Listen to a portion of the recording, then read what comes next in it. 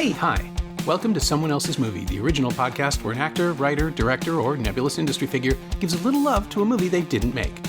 I'm Norm Wilner, senior film writer for Now Magazine, and this is the other thing I do. My guest this week is David Yarovesky, a director whose credits include the horror movie The Hive and the superhero counter-narrative Brightburn. You might also have seen the Guardians Inferno video he directed for his pal James Gunn's movie Guardians of the Galaxy Volume 2. His latest, Nightbooks, stars Winslow Fegley as a kid obsessed with horror stories who finds himself trapped in an enchanted apartment owned by a witch, played by the wonderful Kristen Ritter, who will only keep him alive if he tells her a scary story every night. It's on Netflix right now.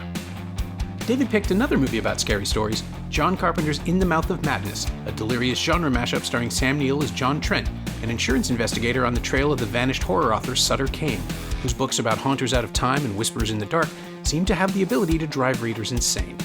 It's one of Carpenter's most playful pictures, a Lovecraftian romp about the end of the world, and although audiences didn't get it at the time, it's finally found its people. David is one of them. So am I. This is Someone Else's Movie. You know, In the Mouth of Madness is a movie, although I will say recently has been getting the kind of love that it deserves. It's a movie that exists out there. I saw it opening night with my friends, and I was like, what did I just watch? Like, holy shit. And it just blew my mind. And sure, I was at an age in which like my mind was primed to be blown, but it was such an incredible movie. I couldn't believe what I had watched. And through the years, for a long time, no one talked about it. I mean, they really didn't. In the Mouth of Madness, I would say, people would ask me, because I make horror movies or whatever, what's your favorite horror movie? And I don't know, I could talk for hours about what my favorite horror movies are. But In the Mouth of Madness was always something just really special to me. And knowing that not everyone has seen it, not everyone's been exposed to it. I thought it'd be fun to recommend a movie to people that maybe they haven't seen. And to talk about a movie that I don't know, just doesn't get the love that it deserves, Yeah. It's also fascinating too that a film about a cult author, fictional cult author, has ultimately developed its own cult because of that. Because I saw it in 94. I think must have been a press screening. I'm not even sure if it was a public preview. It might have been one of those 10 a.m. screenings where it was just critics. And there were 12 of us, if that was the case. I remember it being really sparse. And then I found out that that's how it was doing theatrically. The people it wasn't connecting. And it's like, no, I get it. It's hard to sell. It's a difficult explanation. What if H.P. Lovecraft was real? And also Stephen King. And then you fold in all the other things that are going on in the film. But it's so much fun. It's so much fun. It's so much fun. And it's also so much smarter than people think it is. I mean, oftentimes listen, I love your haunted house movie. I love your exorcism movie. I love the ghost stories and all that. But like every once in a while, and John Carpenter was a master at this, there'd be a movie that would take on horror, like an idea or a theme that was so out of the box. They Live, to make a horror movie about consumerism and like that's so groundbreaking, right? And then and to me, In the Mouth of Madness is a horror movie about the war of ideas, the constant war for what reality is. And we are in the midst of a giant war as to what reality is. And listen, secretly, I would love to remake.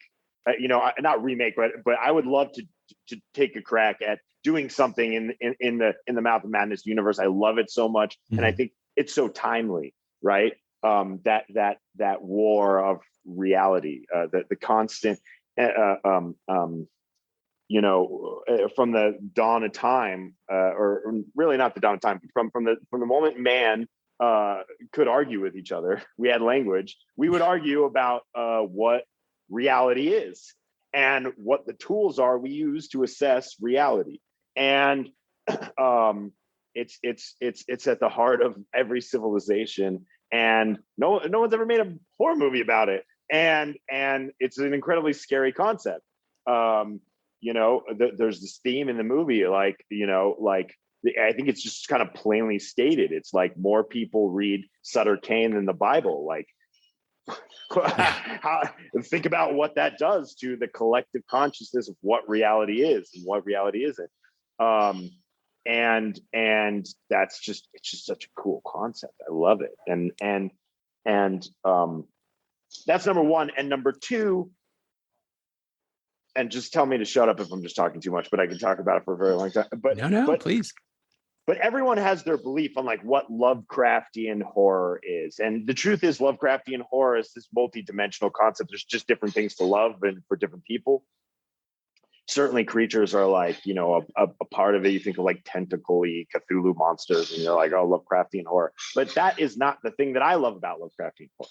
The thing that I love about Lovecraftian horror is playing with time and sanity and planting yourself in one person's perspective, confronting something horrible and seeing how our experience through like how trauma and how confronting unspeakable horrors shapes our experience. You know, if you've ever had a traumatic experience, you understand that being stuck in a body with a brain with all these like with a limited amount of sanity and a limited perspective on the situation adds so much more horror and chaos and just insanity to the entire moment. And to me, that is missing from horror because so much of it exists in the it's not planted in one person's perspective. It's like wider. It's like you know, it's so it's more tangible. But look, I could argue for a long time that The Shining uses Lovecraftian horror because of the surrealist sanity spiral that we fall down. I could argue that Arrival is one of the greatest Lovecraftian horror movies of all time because of first of all, I mean, those are like Cthulhu's. Those are just like elder gods that they're meeting on that ship. And like, think about the relationship of time and how how her sanity gets wrapped up in the experience and how she relooks at time and reality and how like that's all Lovecraftian horror. And I love those things. And In the Mouth of Madness plays with all of those concepts in such a fun and crazy way. So I love the movie. I don't know what to say. I love the movie.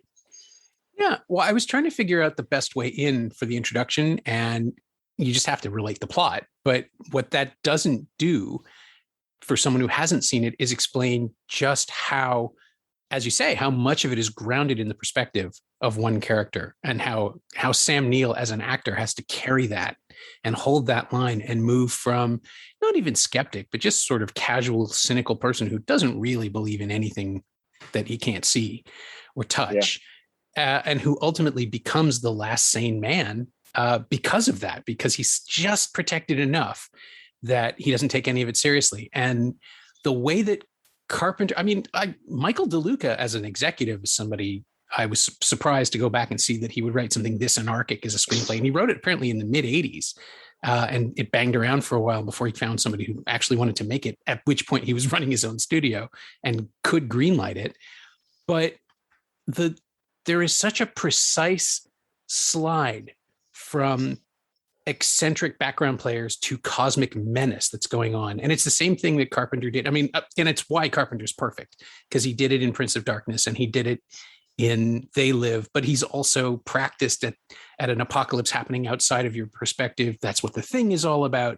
That's what Prince of Darkness and They Live are all about as well. But he had just sort of been hitting this bump in execution, either because he was limited by the material or because he was limited by the budget or both. I love his post, like I love the indie wave he did after the studio wave in the 80s, but In the Mouth of Madness finds him just like, oh, this is what I've been trying to do. This is my sweet spot of all these movies that I've been working on.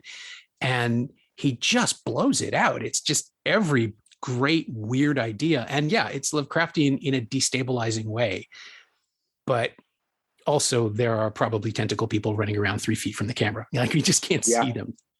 Yeah. And also it's like you're saying, right? Like a movie like In the Mouth of Madness, right? A horror movie at that budget level is so rarely made by like a master craftsman who's made so many movies behind him. And when you start watching the movie, you immediately realize the movie moves. Like there is no fat in that movie, you know, like the first act is just like you're just going and you're in this world. There's this mystery. There's all these clues. There's questions. There's an interesting relationship that's developing between the two leads, and it's like it just keeps moving. And I have found, like, in going back on movies that I loved, like one of the things that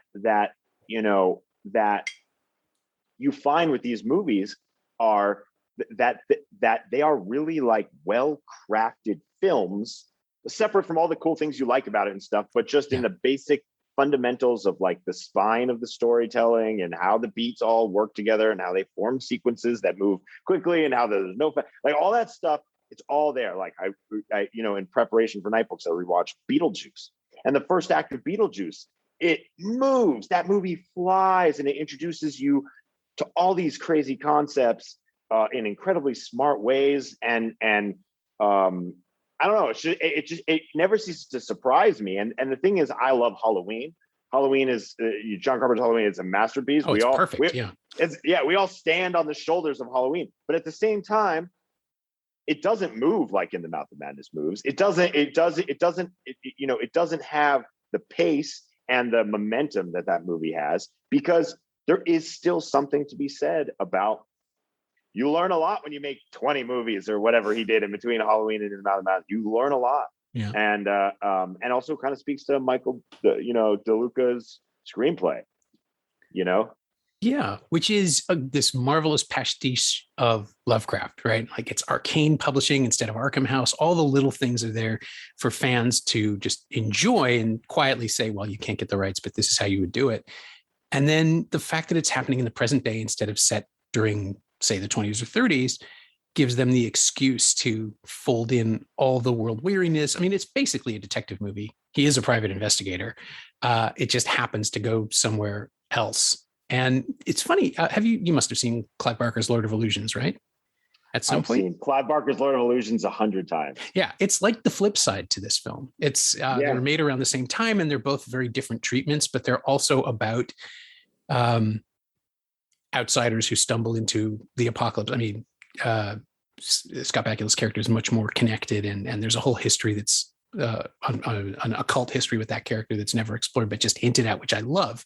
But here you have, again, Sam Neill, who was just in Jurassic Park, who was just in the biggest movie in history to that point. Yes. Just sort of downshifting and still carrying his authority and doing it. Like I love Sam Neill. I've had the chance to interview him a few times over the years, and he's just an endlessly decent guy who has somehow the ability to wink to the camera without winking to the camera. It's like Hugh Jackman can do it too in genre work. And it's this real skill. Totally. This charm. He has this charm to him. That's so cool. I've never met the guy. Admire him, his career. When you think about great actors, man, like Sam Neill isn't you go like, oh, Tom Cruise, like you start listing off these guys who've had these mega careers. But when you pull back and you see, right, he went from Jurassic Park, right, to In the Mouth of Madness. I mean, he's done it. Like, by the way, another incredibly underrated, great horror movie from that era that also weirdly feels connected to In the Mouth of Madness to me, which is Event Horizon, which he was in. And then, Taika's movie with the name... the Hunt for the Wilder People.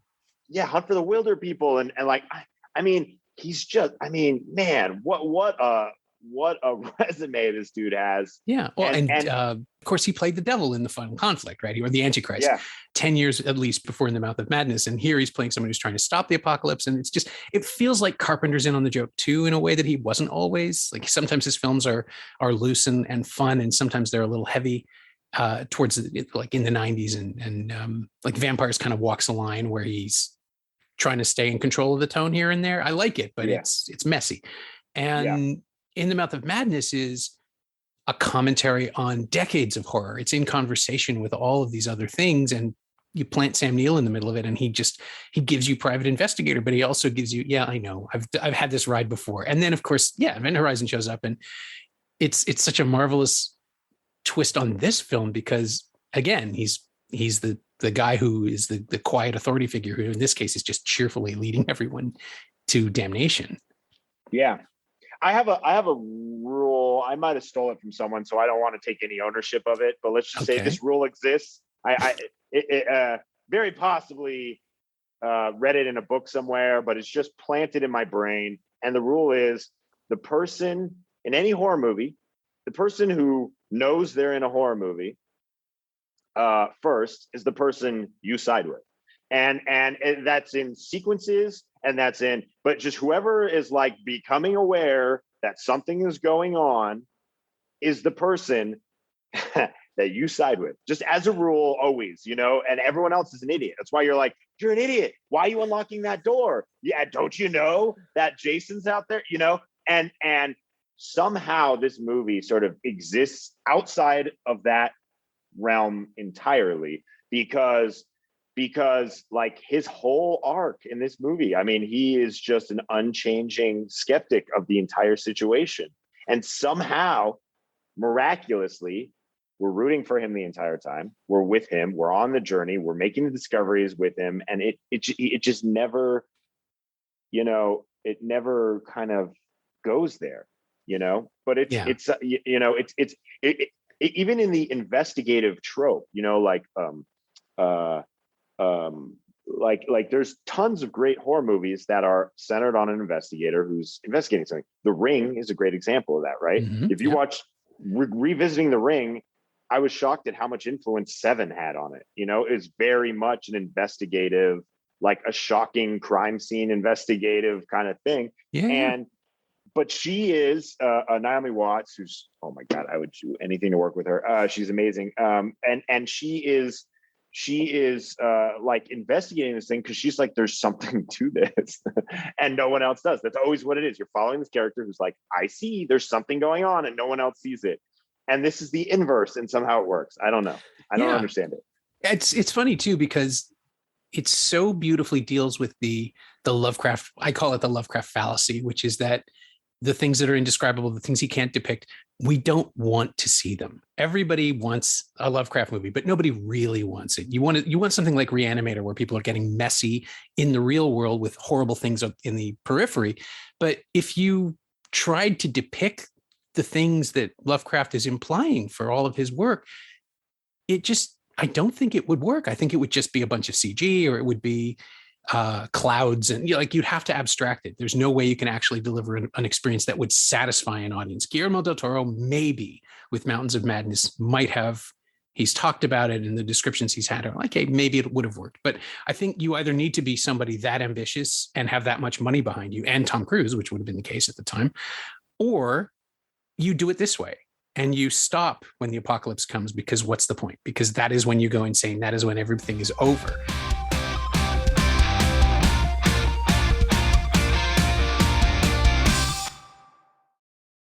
There were people, I remember in 97 or 98, talking about a sequel, and it wasn't going to be Carpenter involved. He wanted nothing to do with it. But I don't even know where you take the story. Like, this is a story about a guy who finds the thing he's looking for and it ends the world. Or who just finds out that the thing he's been chasing is the end of the world. And everyone around him is already gone. He is literally alone watching the movie that we have just watched. There is no way out. This is the end of it. Maybe that's his hell. But I don't see the point of a sequel. I mean... Oh, agreed.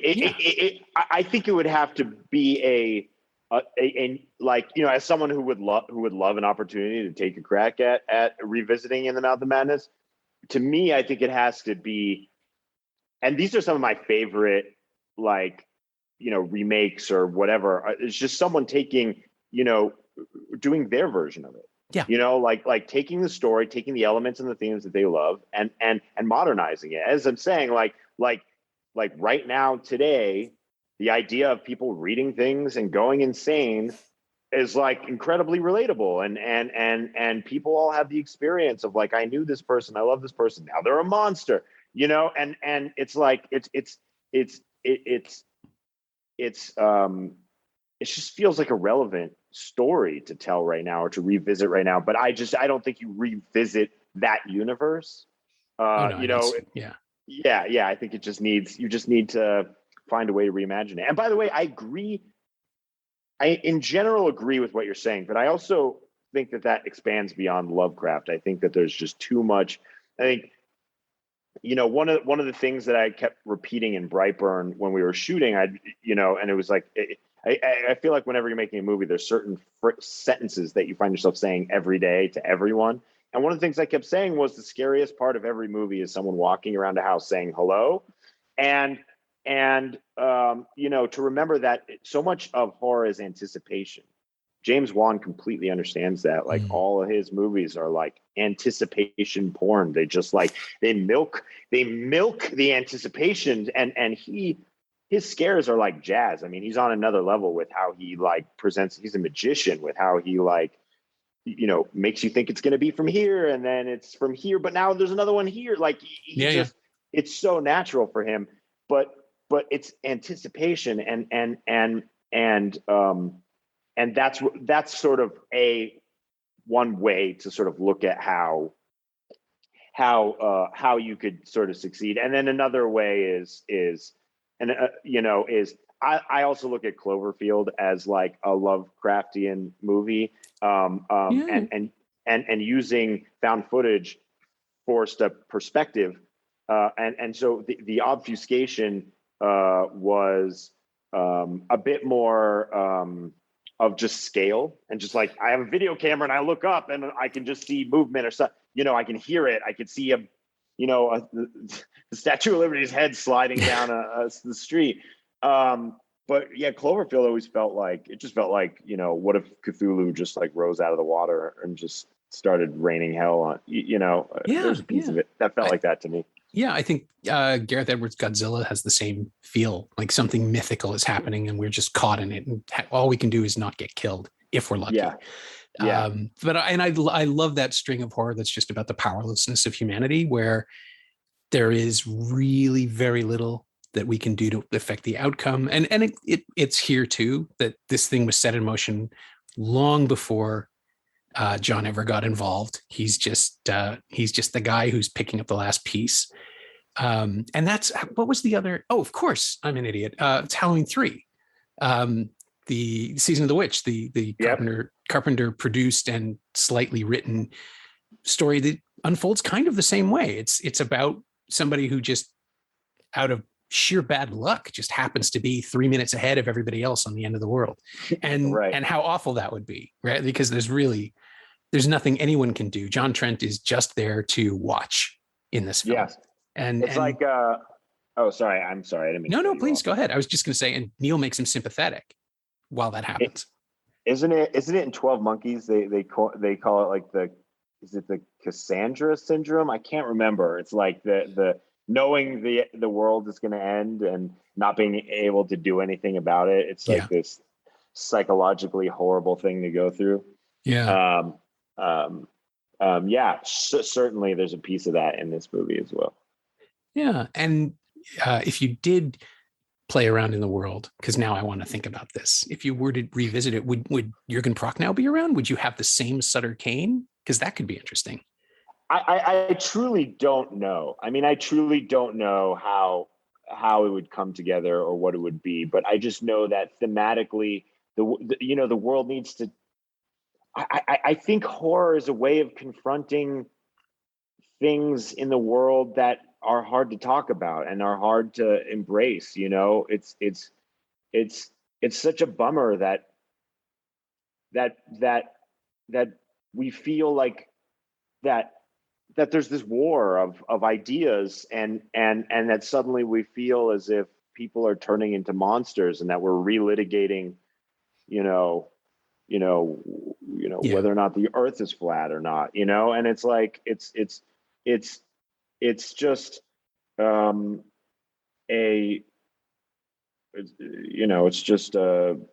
it's just an interesting time to like have that battle and argue about it and it's the war of ideas. Like, I'm a big believer in the war of ideas. Like I actually believe the idea that the best ideas like will rise and that argue, like find someone and argue with them. I think that's a great thing. I think we've forgotten how to argue. Just go argue, go sit down and argue and start by saying, I love you, but we disagree on this, and then let's argue about it.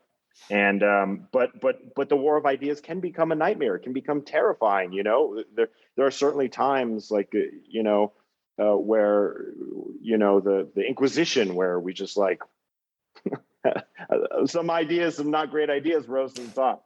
And I mean, you're dealing with, in this case, in the present landscape, it's people who are arguing something that is like objectively insane to everyone else. That's what's fascinating. Yeah. Because it's not an argument. Like, discourse is great as long as you're grounded in the same reality. But yeah, I mean, the Sutter Cane analog is incredibly apt.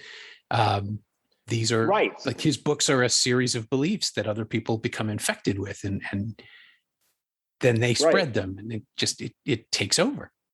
It's such a great way to talk about it while removing anything controversial, because I don't, you want to make a movie for everyone. You want to make a movie that everyone can enjoy and find their and find the truth in the story, whether you believe this or that. Like, I want everyone to enjoy what I make,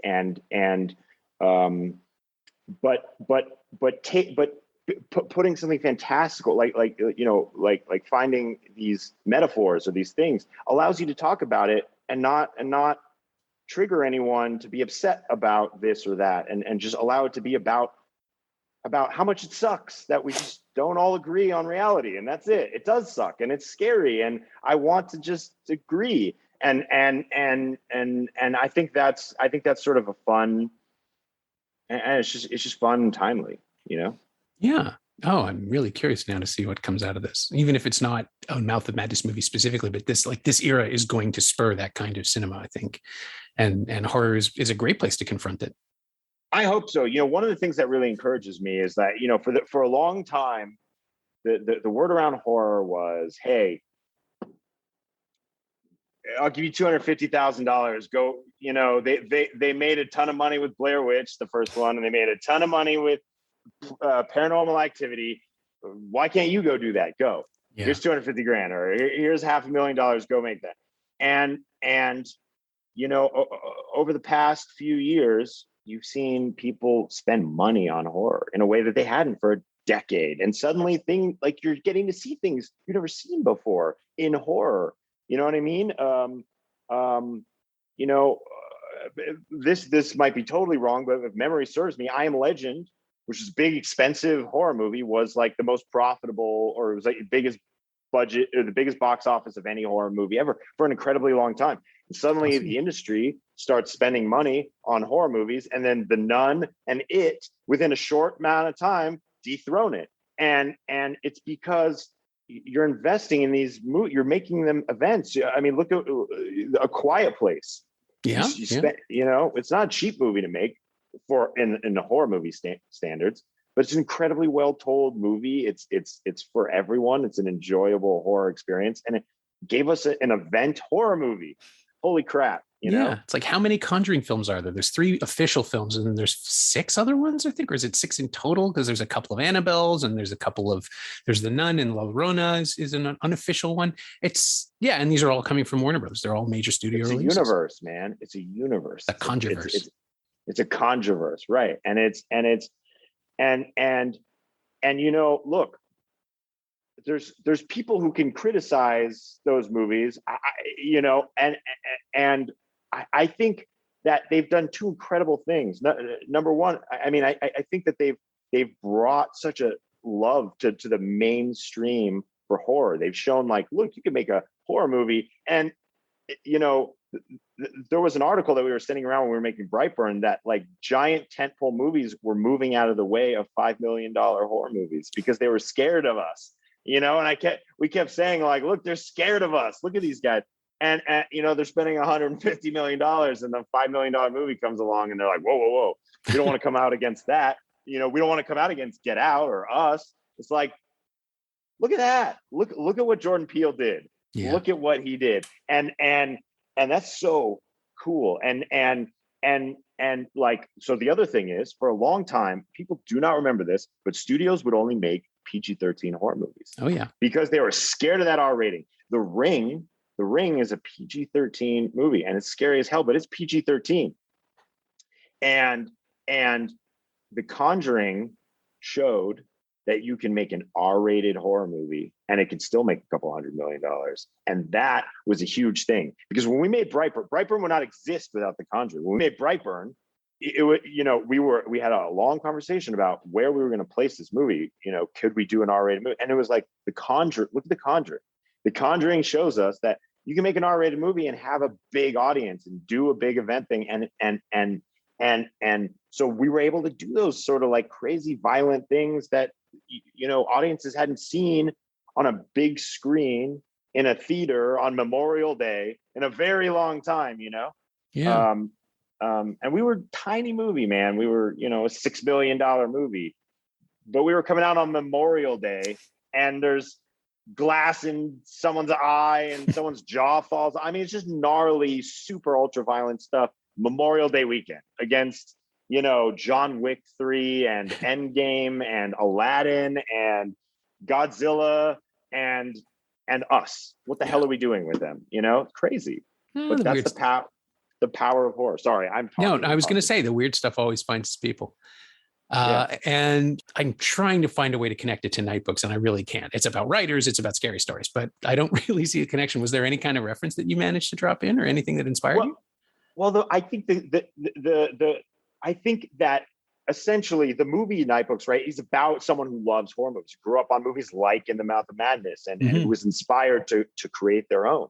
And that certainly was me. I'm just standing on the shoulders of all these like giants like John Carpenter, Wes Craven, and all these people who came before me, and I've learned from them, and I'm making my own movies that they've sort of inspired. And that is Alex, right? Alex like loves Lost Boys. And even when you see the movie, when things happen, like he hears the song from Lost Boys in his head, because it's like that's how he sees the world. That's the lens through which he sees the world. And I think I think that that's the connection in my mind between the movies. Yeah, it makes sense to me. And I mean, I don't think Kristen Ritter has ever played a witch for John Carpenter, but she should. Like, she's good at that. She's really good at it, right? I really think it's a really funny thing, because when you make a movie, you get all these cast lists. You get lists from agents, you get lists from the studio. It's like all these lists are coming in of all these people. And then you look at the list and you see these names and you start imagining, what would the movie be like if this person played the role? What would the movie? And I said to Kristen after I showed her the movie, I said, there was just no one else who could have played this role. Like this was your role. Like, it needed to be you. And I really believe that. She has that mix of like devilish, I don't know, this devilish enjoyment of like putting these kids through hell. She's like kind of dark and mysterious in a certain, she's authentically gothy. Like, I have this weird pet peeve where as someone who kind of like was sort of alt or gothy or whatever, like when you see these actors who aren't, and they put the nose ring on them and then like make the, and you're just it's very, but she, it's who she is, it's in her heart and it comes through. And I just think she really got the character. She does a lot of these subtle things that I could talk about if on a, in a more spoilery conversation, but we want to protect that. Yeah, we should. But there's really nuance to some of her choices that just impress me every time I watch. I watch. And it's that wink, the same thing that Sam Neill does. It's just this little tiny character performance where you don't have to be really scared of her because she's having fun and it comes out and it's still work. Like, I think it'll work for a young audience that way, because this is a film for kid horror fans, for young horror fans, because there's stuff in it that's pretty intense. But at the same time, you have this playfulness that really takes the edge off a lot of things. And I'm just wondering, like, which of my nieces is going to like this, the youngest one or the middle one, or like where they're going to fall, because it could definitely land with all of them. And I'm really curious to see how much it lands or how well it lands. I showed it early on to a friend named Eric Vespi, who you may know. He does the King Cast, and and because I wanted to hear what he thought, and one of the things he said to me, which I thought was really interesting, was that like people always ask him, like, what's a great introduction to horror? Like, hey, I'm a parent and I'd like to show my kids a horror movie that can kind of introduce them to horror without like, giving them nightmares for years or like terrorizing them. And he was like, this is he really was like, this is that movie that he can now recommend because it's a movie that, gets scarier progressively through the movie, right? Like the third act, it certainly levels up, right? Yep. And so you can kind of watch the movie, get introduced to like the kind of themes we certainly do real scares and we play with the mechanics of what a scare is. We just don't make it, something horrific or violent or anything. We make it like, the thing that jumps out is a cat instead of something that would actually, scare your children. But all the mechanics and all that are there. And then as it ramps up, it does get scarier and scarier. So if it gets too scary at any point, you could stop right there and pick it up in a year or whatever. But it's just a great way to sort of like introduce for people who want to enjoy horror movies with their kids. It's that introductory gateway. It's gateway horror is what they're calling. Yeah, it's a funhouse ride, right? Like it's not a zombie walk. It's something more inviting. Yeah, but it's exactly. But to me, I felt like it was something that was sort of like missing in the zeitgeist right now. I find that like a lot of the fantasy horror now plays more fun and playful and more safe and sweet and leans more on comedy and adventure than horror sequences. And this is horror sequences. This really does do horror sequences. We milk anticipation. It's at times it can be tense. It's just not too scary. But I think we grew up on movies like that. We grew up on Gremlins. We grew up on Jurassic Park is a monster movie, and I would never compare those movies. Those movies are amazing, but just in terms of the it's so different than what else is out there to show your kids today, and I think that was sort of one of the things that was kind of exciting about it for me. Yeah, they can get to In the Mouth of Madness later. For now, they can have this. Yeah, exactly. My thanks to David Yarovesky, whose new film Nightbooks is now streaming on Netflix. Thanks also to Carly Levy. She knows what she did. David's not on Twitter, but you can find In the Mouth of Madness on Blu-ray in an excellent special edition from Scream Factory. It's also streaming on Shudder in the US and available on VOD pretty much everywhere else. As always, you can find me on Twitter at Norm Wilner and elsewhere on the internet at nowtoronto.com, where I'm hosting a bunch of podcasts these days and still trying to figure out how we're going to relaunch the Now Streaming newsletter. And you can find this podcast on Twitter at Semcast, SEMcast, and on the web at someoneelsesmovie.com. Our theme song is by The Last Year. If you like it or the show in general, please say so. Leave a review wherever you've been enjoying us. Every little bit helps, it truly does. And check out the other shows on the Frequency Podcast Network while you're there. Watch movies, stay safe. Wear a mask if you go out. Get your shot already. I'll see you next time.